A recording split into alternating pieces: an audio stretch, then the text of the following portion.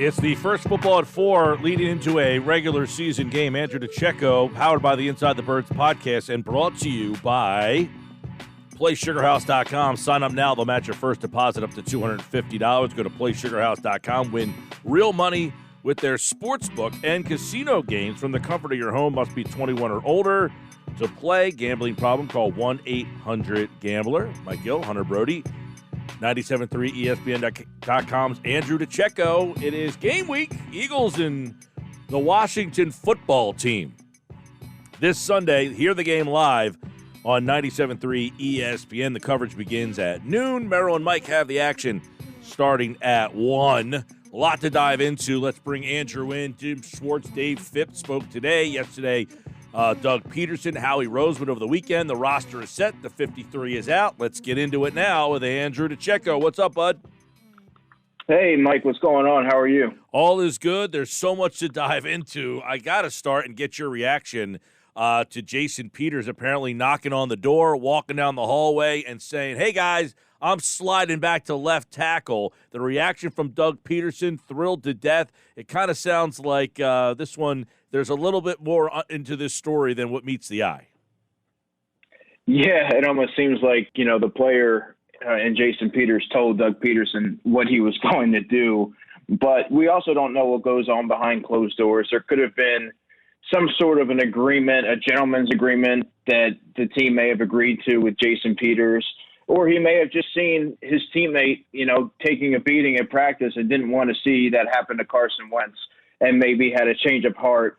And it also could have been that they brought in Cordy Glenn during the week, and that kind of maybe they kind of called his bluff a little bit there, and he was like, you know what, I'll play now. I'll play left tackle now. All right, so he's the left tackle. Pryor's back at right guard. In the end, are they a better offensive line now than they would have been with Dillard at tackle and Peters at guard?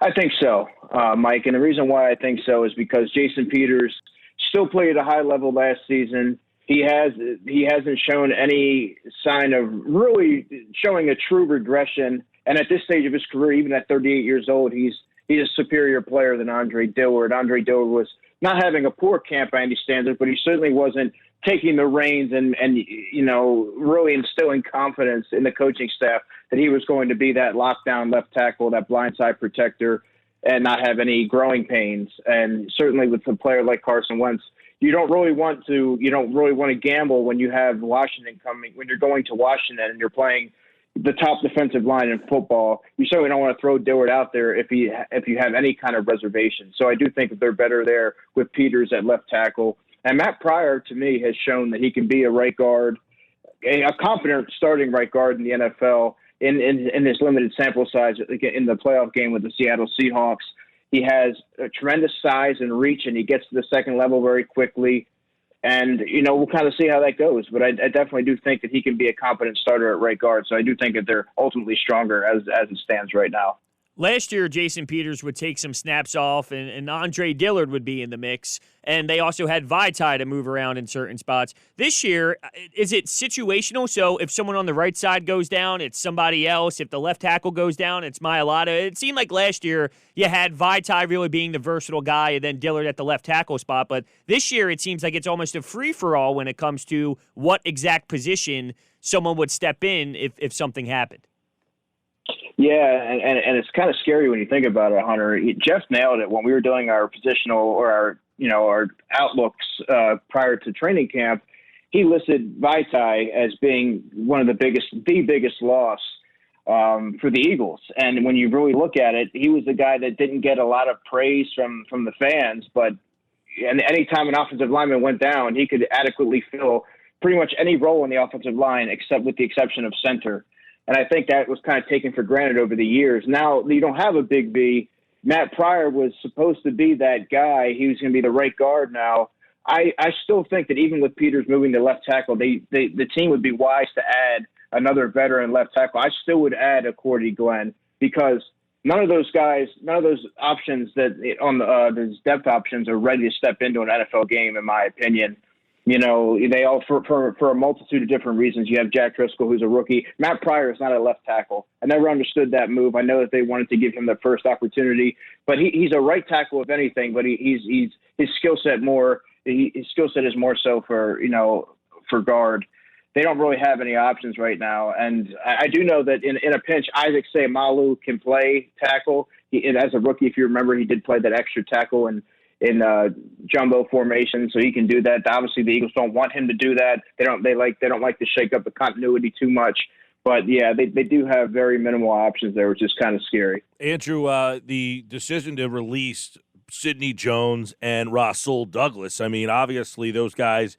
Douglas, he was kind of what he was. He was, like a third, fourth corner when he had to get thrown in. He had his moments, but he was not a consistent enough player. Sidney Jones, obviously a huge disappointment. What do you think about the secondary and the fact that they made the decision to release both of those two guys instead of keeping one of them around, the fact that they just cut ties with both of them? Well, I was a little mildly surprised that they released Rasul Douglas, Mike, because he does offer special teams versatility. He does have size and can play on the outside.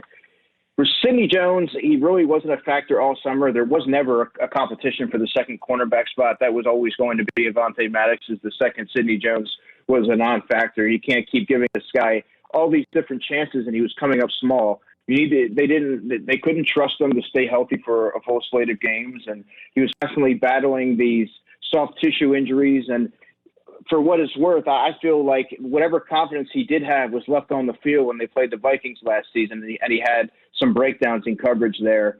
I don't know that the light bulb was ever going to come on for Sidney Jones here in Philadelphia, and possibly a change of scenery in Jacksonville could maybe get that talent to play, get him to play the level that his talent suggests. But Sidney Jones doesn't play special teams, so keeping him on as a fourth corner really didn't make a whole lot of sense, knowing that he would have to be active on game day. He's just a backup corner that comes in on sub packages, and I think that the guys that they do have in Kravon LeBlanc and Craig James in reserve, they can play a multitude of different roles on defense, whether it be on the outside, whether it be in the nickel and special teams, which is what you really want when you look to maximize your game day roster. Yeah, I wanted to ask you. You mentioned James. I guess he's the guy that really beat out both Sidney Jones and Rasul Douglas. What about James that they liked? I guess he's the next man up. If Slayer Maddox gets hurt, I would imagine he would be the next guy out on the outside now. Yeah, Craig James is a guy that I got some good intel on over the past couple of months. I know the team really likes him. They went to great lengths to get him, and credit to the scouting department to find Craig James. I know he was at Southern Illinois, which certainly, you really need to do some digging to find a player in that mold. But my understanding is that he was one of the most impressive guys over the offseason. And if you listen to Howie Roseman and his after they finalized the initial 53, he said that Craig James was a player that he was stalking with the coaching staff and like someone that they wanted to keep putting against better competition to see how he was doing, because he was constantly thriving against the guys he was going against, and they really wanted to see what he would do against top tier guys that they had in speed and size and everything. And he he answered the bell. He can play on the outside. He can play on the inside. He can play on special teams. I think that they have a lot more trust in Craig James. Remember, he didn't start the season with the Eagles, but I think now that he's been there for a full offseason, and I understand that he's a very sharp and intellectual player, he really impressed him in that way. And now he's going to have a big role there as a depth corner. Do you think that they have enough depth at that position? And if not, could you see a scenario where Jalen Mills moves back? I don't think that they have enough depth at the position, Hunter, and that was a position that I thought was going to be addressed via the waiver wire, or I was hoping that they were going to do a player-for-player swap or something for someone who was on the outs of the roster, maybe like a Sharif Miller, but that never materialized.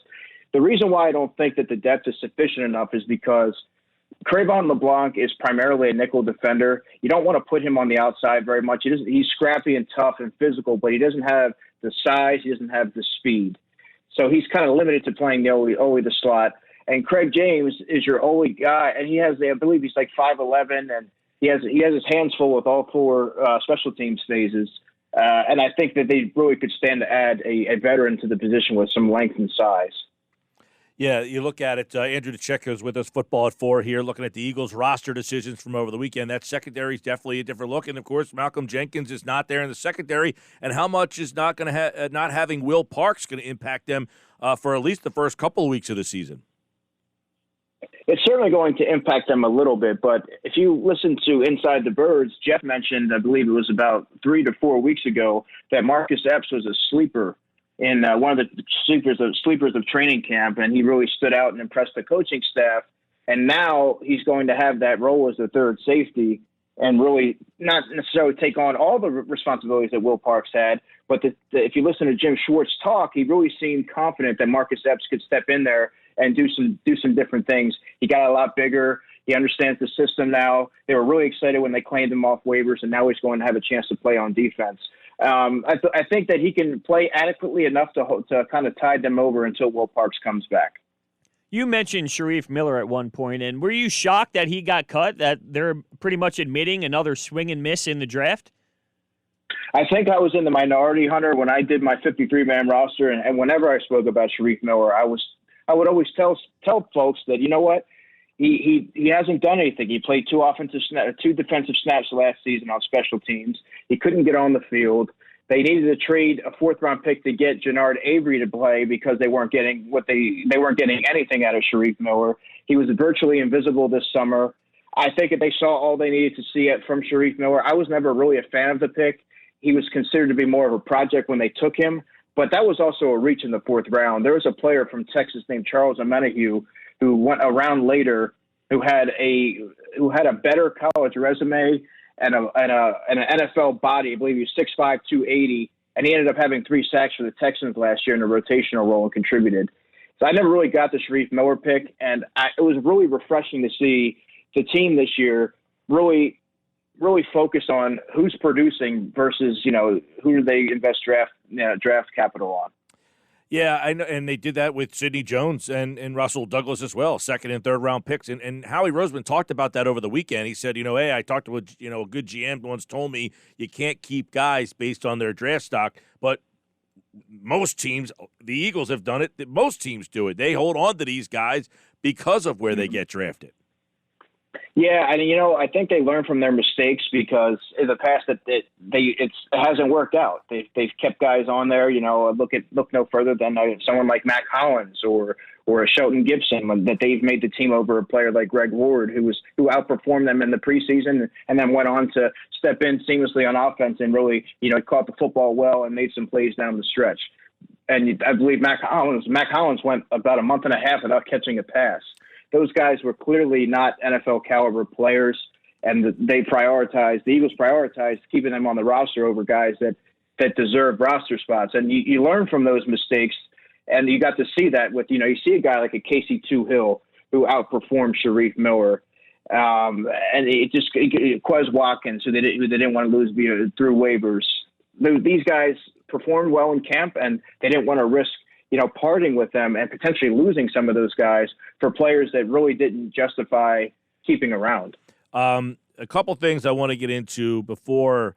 Number one, Kravon Leblanc, that whole situation. Can you explain to the listeners because Howie's getting a lot of praise for what he was able to do here, and the Eagles started to release players on Friday night. They got a little bit of a head. It might have been Thursday night. I don't remember because I was off those days. But they got a little bit of a head start, and there was a reason why they started to make their cuts a little bit earlier than some of these other teams. So there was a lot of maneuvering by Howie Roseman this weekend. Yeah. So first, I'll start on the Kravon LeBlanc transaction. The Eagles got lucky that he wasn't. Just to be clear. Kravon's considered a vested veteran, which means you have to accrue 4 years of NFL service, and he has. So he wasn't subject to waivers. He was just outright released. And they could have had an agreement with Kravon that, hey, we're gonna sign you back tomorrow. If another team offers you X amount of dollars, we'll match that, whatever it is. And it turns out other teams were inquiring about Kravon, trying to get him onto their roster, but he ultimately wanted to be in Philadelphia. Now, the reason he was released is because there was a lot of players on the roster that may have been on the cusp or a fringe type of player, but they would have to have cleared waivers. And the Eagles weren't able to put any of the guys on the short-term IR until after 4 o'clock that day. and they had to make room for their running back, Jason Huntley, who they claimed off waivers. So Kravon was the player that they ended up releasing to be able to kind of do some little roster tango there, and it turns out that it worked out, and they were able to get him back. Now, with some of the early roster moves, I thought it was a brilliant move by Howie to release a player like Deontay Burnett early, like he did, to kind of get ahead of the chaotic waiver wire where teams like to be active and make moves there. But he parted with Deontay Burnett early while other teams were making finalizing their roster decisions. So he was kind of able to sneak through waivers and he made it back to the Eagles practice squad. And he's a guy that I could see him being active on Sunday, as the Eagles really don't have a lot of experience in the receiving core for Week 1. Now, some of that was COVID related too, because if they got him released, they were able to get him back in the building quicker, were they not? Yeah, I mean they released him, and then I believe it was like 17 and a half hours later he was back in the building. Incredible stuff. Your thoughts on Casey Twohill at this point? Making the 53-man with the uphill battle was pretty impressive. Yeah, and it's even more impressive considering that there was no preseason for him to go out there and really prove what he could do. Now, if you remember on the show, one thing that I've always mentioned about Casey Twohill that really struck me was his effort, his tenacity, and his physicality, despite only being, 6'4", 250 pounds, and being outweighed by a lot of every offensive tackle that he goes against by at least 50 pounds. When I saw him at the Shrine Bowl, he would leave practice every day with his number ripped off his jersey, with string hanging off of his shirt. He was just going after it every day and attacking these offensive tackles and just really wearing these guys down with his energy. And he was getting through with, relative regularity, which really impressed me considering he was outweighed. And he carried that same effort and sense of urgency and his pass rush approach to training camp, and really just impressed the coaching staff with his tools that he has and that relentless motor. And those type of things are going to get you noticed when you don't have a game to play. If you show up every day and you're pretty much wreaking havoc against whoever you're going against and proving to be a quick study, that's going to catch the coaching staff's attention. And that's why he's there. What do you know about Jason Huntley, the new running back from New Mexico State? He was a 5th-round pick. I know the Eagles liked him. They talked about that yesterday. Dave Fitt mentioned him today about how excited they are to get him possibly in the return game. This is a guy, 4.37 speed. I think he was the second fastest guy at the Combine.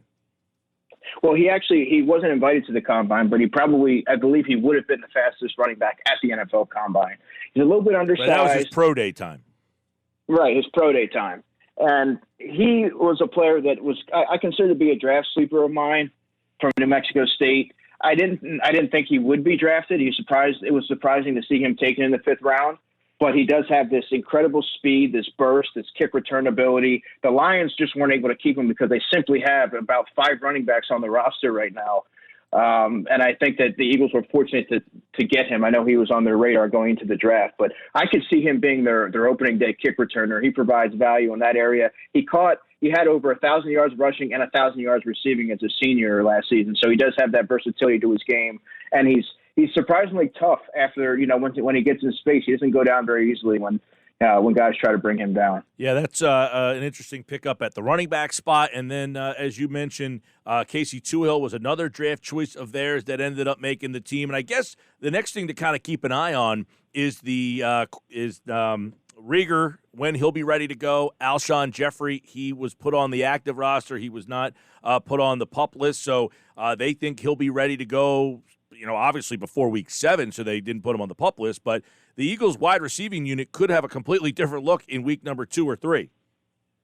Yeah, Adam Kaplan on Inside the Birds was one of the first, was probably the first to say that he didn't believe that Alshon was going to go on the PUP and that he could be ready in the first, the early stages of the season. And that proved to be true here.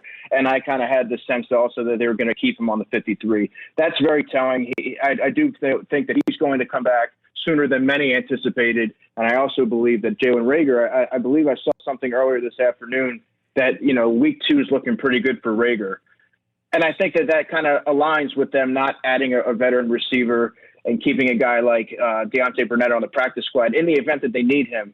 But an IR in Quez Watkins, who I still haven't heard what his injury was, but I think that definitely bodes well. It's going to look, the receiving core is going to look completely revamped by the time they get to week 2. They just have to get through week 1 with a somewhat of an inexperienced group there. All right, we'd have the game on Sunday right here on 97.3 ESPN. Andrew will be back on Friday to preview it all and give you his thoughts on the week 1 matchup between Philadelphia and Washington. It's Football at 4 here, powered by the Inside the Birds podcast. And, of course, tomorrow, Jeff Mosher's here, Adam Kaplan on Thursday. Andrew's back on Friday, and he, like all guests, appeared via the Boardwalk Honda hotline.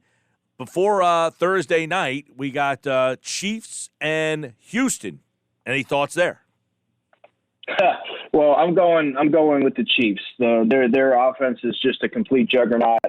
I really like what they've done by adding Clyde Edwards-Helaire there. I think he's going to be add another layer to an already explosive offense. The Texans have never been able to really put it all together. I am a big Deshaun Watson fan. But I just think that, even with the moves that the Texans have made on defense, I don't know if they're going to be it's formidable enough to stop that electric Kansas City offense. It should be a good game, though. Did you happen to see any college football over the weekend? I'm not going to lie to you. The atmosphere turned me off a bit. Now, I know that some fans are going to be able to be in some of these stadiums, so it's going to be different. But some of the college football actually turned me off. I was surprised. Yeah, I saw the game last night, and I did see the Memphis game. It definitely turned me off a little bit, but I'm a football junkie, so I'm going to watch it no matter what. Oh, yeah, I'll still be watching. It was very odd. I agree with you to kind of see, almost playing in silence. It was definitely something that we're going to have to get used to. Yeah, we sure are going to have to get used to it. But of the other sports, I think I just read something that NFL Films is going to be producing the sound inside the stadium. So they're going to have noise in there at all times. So when you're listening on television, it'll sound like people are there. It's just, that energy just not going to be the same. But hence is 2020. But thankfully, we have football Thursday night right here on 97.3 ESPN, and then on Sunday with the Eagles and Washington. Thanks, Andrew. You got it, guys. Take care. He, like all guests, appeared via the Boardwalk Honda hotline. And Football at 4, it is powered by the Inside the Birds podcast, and it's brought to you by PlaySugarHouse.com. Sign up now to match your first deposit up to $250. Go to PlaySugarHouse.com. Win real money with their sports book, along with casino games from the comfort of your home. Must be 21 or older to play. Gambling problem? Call 1-800-GAMBLER.